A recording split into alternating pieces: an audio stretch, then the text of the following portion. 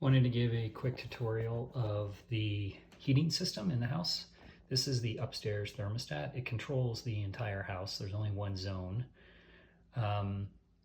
It gets warmer upstairs than it does downstairs, so keep that in mind.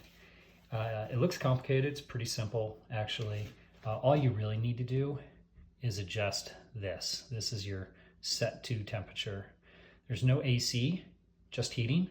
So you just go in here and change it to whatever you want, whatever's comfortable.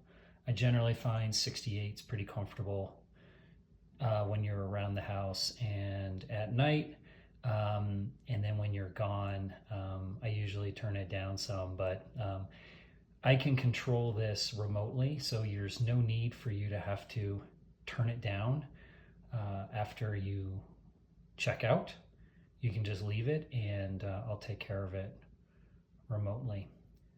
That's really about it. I'd ask not to really mess with the other options. It controls the house humidifier and other settings. It'd be great if you kind of left those alone.